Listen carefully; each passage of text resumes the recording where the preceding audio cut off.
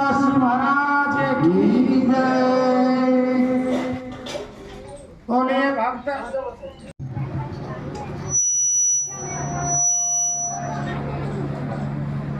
नमस्कार गुरुदेव को और निश्चय सदा रहो मेरे शीश पे तो सतगुरु चरण तुम्हार। ए संत समागम हरि कथा तुलसी दुर्लभ दो सुत धारा और लक्ष्मी तो पापी के भी हो। प्यारे देशवासियों, आज आपको हम उस जगह ले जाएंगे जहाँ पर एक बहुत ही तगड़ा अच्छा ज्ञानी संत है और वो संत की लीला अद्भुत है, अजब निराली है। उन संतों के पास हम आपको ले जा रहे हैं, तो आप हमारा चैनल पर बना रहिए, पूरा चैनल को देखिए। संतों की महिमा आपको दिखाने जा रहे हैं। ये देखिए सामने संत बैठे हुए हैं, श्री रामजी लालदास जी महाराज। इनके विषय में आपको निवेदन करना चाहूंगा। ये महाराज को करीब 50-55 वर्ष हो गया गुरु के चरणों में जाके अपने जीवन को धन्य बनाया है और उनके लोगों के भी जीवन को धन्य बना दिए हैं। इन्होंने ज्ञान के भंडार है और काफी इन्होंने यात्रा की है, तीर्थ करे हैं, संतों की सभा में महत्वपूर्ण स्थान रखते हैं। इन्होंने मेहंदीपुर बालाजी के पास में लंगड़ा बालाजी, वहां पर भी कुछ दिन तपस्या करी और खेड़गा में इनकी कुटिया है, वहां पर भी इन्होंने बहुत ही तपस्या करी। अब सिकाय में भी इनकी कुटिया है, वहां भी इन्होंने काफी समय तक तपस्या करी। अब ये राजस्थान में दौसा जिला में तहसील सिकराय में ग्राम कीचगढ़ है, यहाँ से हम बोल रहे हैं, गंगापुर रोड पर पड़ता है। यहाँ पर ये महाराज जी का बहुत बड़ा स्थान है। पीछे की साइड आपको दिखाएंगे, अभी बहुत तगड़ा सभा भवन है, पेड़ पौधा लगे हुए हैं, काफी जमीन जगह है, यहाँ पर जमीन है। और ये जो है माता बहन भी दूर दूर से आते हैं यहाँ पर यात्री। हजारों आदमियों का महाराज जी ने ज्ञान का माध्यम से नुंगरा रूपी कलंक का टीका जो सिर पर था उसको हटा के चंदन रूपी गुरमुखी टीका लगा के उनको अंधियारा से उजियाला में ले आए, उनको धन्य कर दिया। उनको वैसे भी काफी लाभ मिला है, किसी की नौकरी लगी, किसी की बीमारी मिट गई, किसी के बेटा का ब्याह हो गया, किसी को रोजगार मिल गया, किसी को खेतीबाड़ी में लाभ होगा, किसी को धंधा में लाभ होगा। उन लोग यहाँ पर आते हैं और महाराज के बताए हुए मार्ग पर चलते हैं। ऐसे महाराज के चरणों में 100 लोग जो आपके सामने हैं, अब इनकी इमृत वाणी से आपको भी धन्य करवाएंगे। आप वहां बैठे बैठे सो रहे हो, इनको सोओगे आप भी धन्य हो जाओगे। तो ये यात्री जो बाहर से आते हैं, ये यहाँ पर इन्हीं ने ये जो बहुत बड़ा वो जो सत्संग भवन बना रखा है, ये सबके कृपा से बना है। थोड़ा थोड़ा आर्थिक सहयोग सबने किया। बाहर से आते हैं यहाँ पर, बहुत साल में 2 बार बहुत बड़ा भंडारा होता है, संतों का मेला लगता है यहाँ पर, काफी संत दूर दूर से आते हैं, समागम होता है, सत्संग होता है और पंगत से प्रसादी मिलती है। शरद पूर्णिमा, गुरु पूर्णिमा को यहाँ पर बहुत ही बड़ा विशाल भंडारा होता है, काफी लोग यहाँ पर आते हैं, सबका सहयोग से होता है काम। तो ये महान संत है, इनकी लीला बहुत ही अजब निराली है। अब मैं आपसे निवेदन करूंगा कि संत महाराज हैं, इनके हसमुखी मुख से मधुर वाणी में इमृत रूपी ज्ञान की गंगा ये बहाएंगे, जिसको आप सावधान रहना और उसमें स्नान करना, इमृतपान करना और अपने आप को धन्य, बैठे बैठे धन्य हो जाओगे आप। महाराज श्री आपसे निवेदन है, थोड़ा सा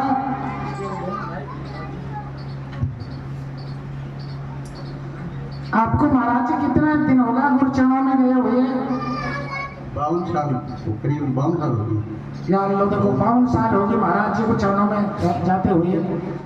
और आपने जो है ये बैराग जो लिया है यहाँ पर, तो इसमें आपके यहाँ पर भंडारा जो होता है उसमें कितने लोग आते हैं? कम भी नहीं है, 10-5 हज़ार आदमी आते हैं। वैसे तो लाखों आदमी आते हैं, लेकिन भंडारा में 8-10 हज़ार 15 हज़ार आदमी आते हैं। धन्य हो महाराज, ऐसे महान संत है।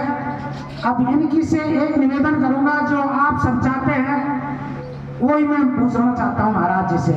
महाराज जी, ये मनुष्य कहाँ से तो आया है और कहाँ जाना चाहता है? कैसे आया, क्या कर रहा है, क्या करने आया है, आके कहाँ जाएगा? इस विषय में ये पूरा देशवासियों को आप बताइए। कर्म के आधार से आया है और कर्म के आधार से ही जाएगा। कर्म के आधार से आया है, कर्म के आधार से ही जाएगा। ये परमात्मा से आया है, परमात्मा में जान मिलेगा। जो भजन करेंगे वो परमात्मा में जान मिलेगा। भजन नहीं करते हैं वो नाना योनि में गमन करेगा। वो जीव है जो नाना योनि में गमन करता है। जो भजन करता है, संतों की शरण में गया है, वो परमात्मा में जा करके मिलेगा।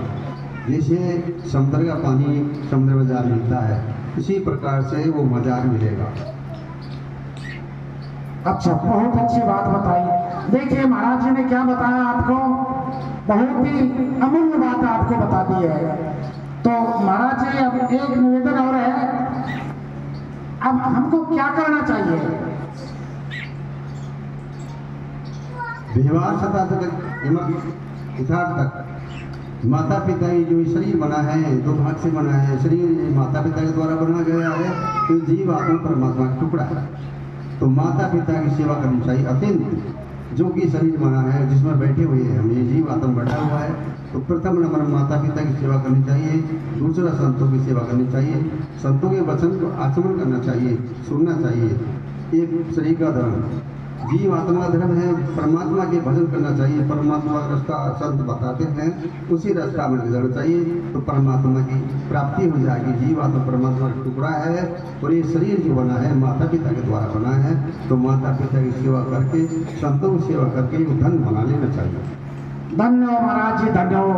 देखिए देशवासियों, महाराज जी ने बताया, आपको बहुत अच्छी बात बताई है कि माता और पिता की सेवा करनी चाहिए और गुरु की सेवा करनी चाहिए। गुरु का बताया हुआ मार्ग पे चलना चाहिए और भजन भी करना चाहिए। इसी से आप धन्य हो जाओगे। ज्यादा उलझन में पढ़ने का कोई सवाल ही नहीं है। ये 3 बातों को याद रखिए आप। और जो बहुत अच्छी बात बताई है महाराज ने।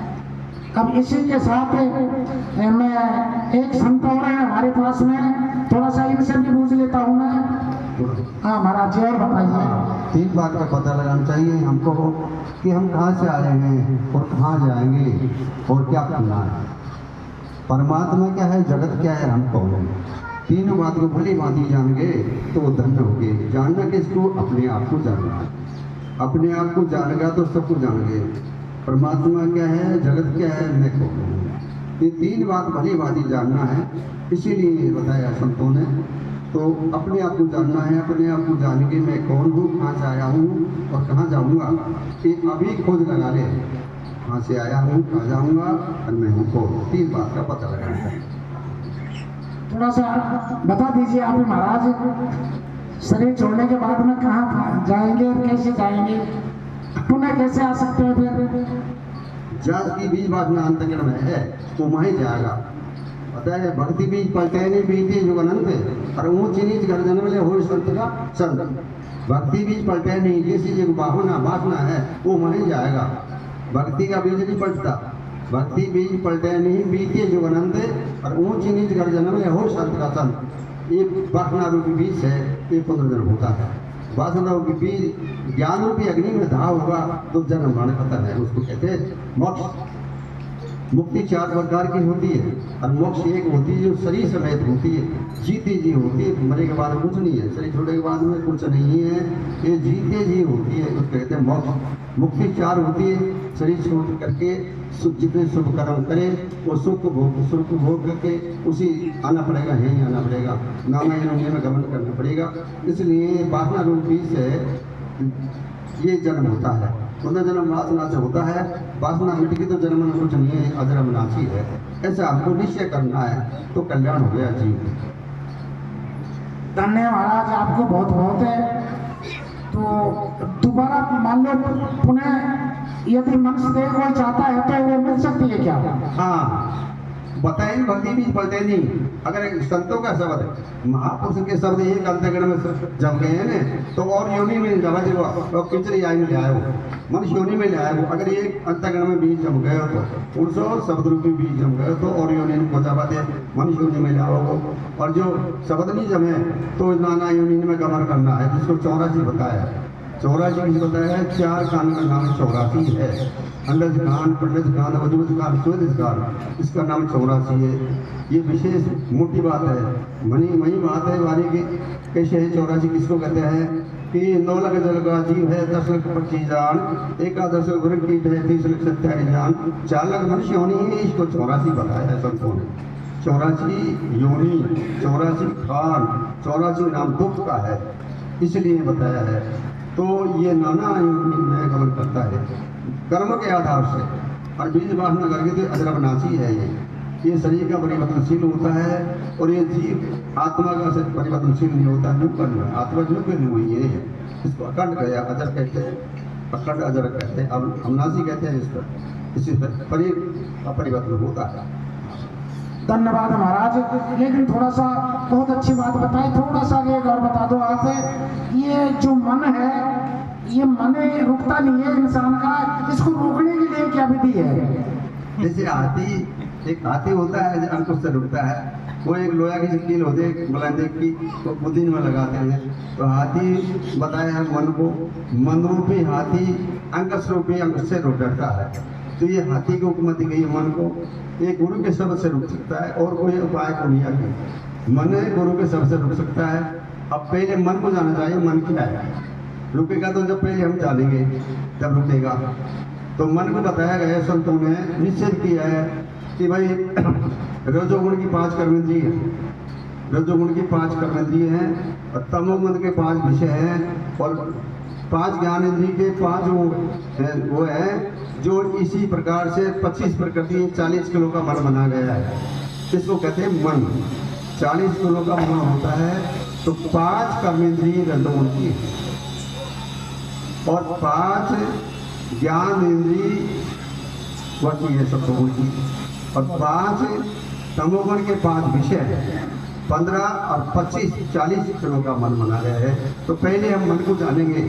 मन को रोकने के लिए केवल गुरु का शब्द है और कोई उपाय नहीं है। ये शब्द रूपी अंकुश है तो मन रुक सकता है, और शब्द रूपी अंकुश नहीं है तो मन एक बहुत तेज गति है। किसी की तेज गति को इतनी तेज गति है मन की, मैं जाना मन पत्र है मैंने पाई जान, ताकि मारी शब्द की नकली कंकर मन के हारे हारे मन के गीता जी। नामदेव को मन गए मन ही के प्रति, परमात्मा की प्राप्ति मन के द्वारा ही होती है। फिर मन नहीं रहता। मन कब तक रहता है कि मन में संकल्प विकल्प होते हैं तो मन होता है। संकल्प विकल्प मिट गया तो मन नहीं है, फिर निज मन कहते हैं उसको। संकल्प विकल्प होते हैं उसका नाम मन है, संकल्प विकल्प मिट गया तो मन नहीं है, उसको कहते हैं निज मन। इसी बात बताया हम आपको सुना। धन्य महाराज, आपको बहुत बहुत धन्य, कोटि कोटि धन्यवाद। आपको बहुत जीवन में जो कुछ होना चाहिए था वो बात आपने बता दी है पूरी। आपके चरणों में 100 बहुत बहुत ही। अब बोलिए संत श्री रामजी लाल दास महाराज की तारीफ ज्यादा जोरदार महाराज की करिए। अब हमारे पास में एक दूसरा संत जी है। संत जी आप ये है एक बात 25 प्रकृति 3 गुण है ऐसे बताते हैं। तो 5 तत्वों में के एक तत्व के साथ में 5 प्रकृतियां हैं जीवन में। तो जल तत्व के साथ में कौन कौन सी प्रकृतियां हैं जो थोड़ा बता दीजिए आप।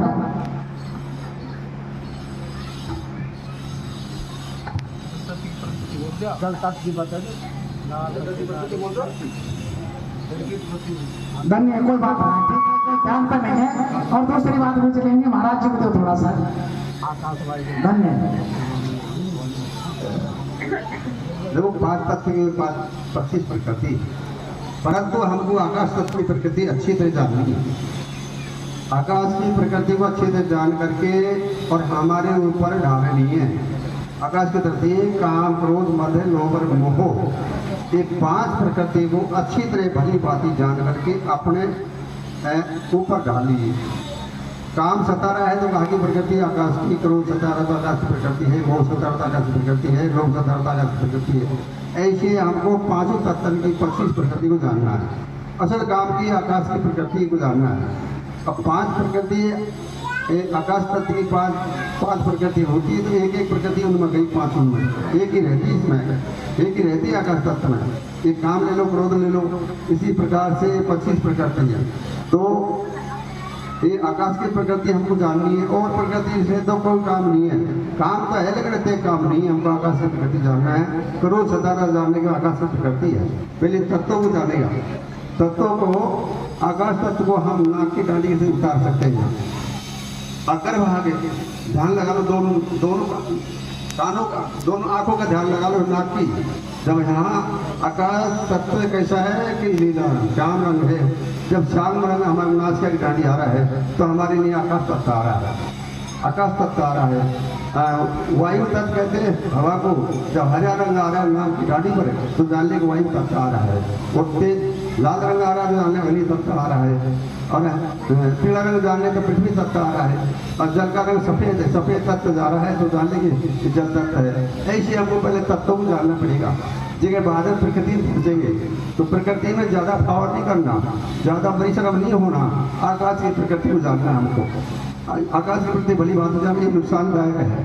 काम, क्रोध, मद, लोभ और मोह, ये प्रकृति को अच्छी तरह जान करके अपना शरीर पर घटा लेना है। तो हमें मैंने पहले बताया जिसके वजह से ओनर पानी वाक्य करते पड़े जानी, ये 5 प्रकृति को हमको शरीर घटाना है। 5 प्रकृति को हमने शरीर बस में कर ली। प्रकृति को जान गए, आकाश तत्व को जान गए, वायु तत्व को जान गए, तत्व को जान गए, 5 तत्व को जान गए तो हम प्रकृति को जान गए। तो विशेष मैं ज़्यादा नहीं बोल सकता।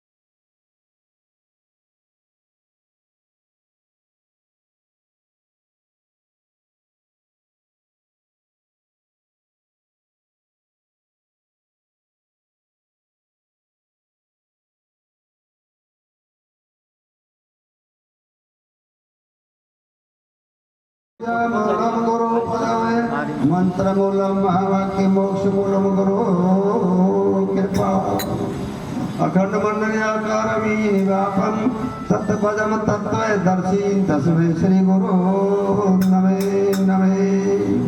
पहले गुरु को गाइए जावर पीछे और सब संतन को वंद की तो अपनी अपनी ठोर।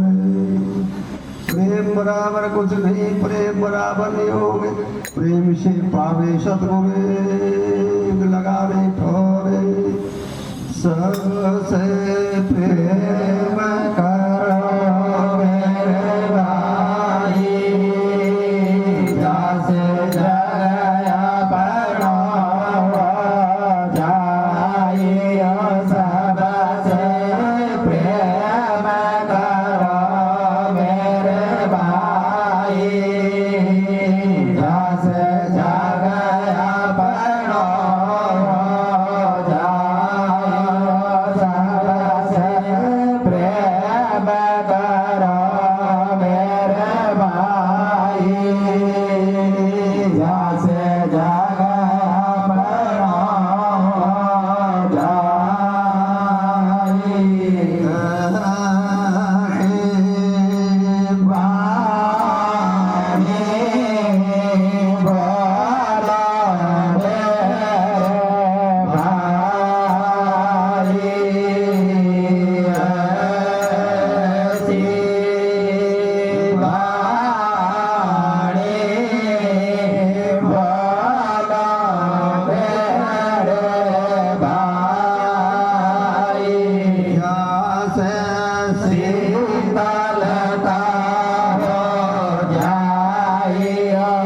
सबसे प्रेम करो मेरे भाई जस जगया पड़ा जाइयो सबसे प्रेम करो मेरे भाई जस जगया पड़ा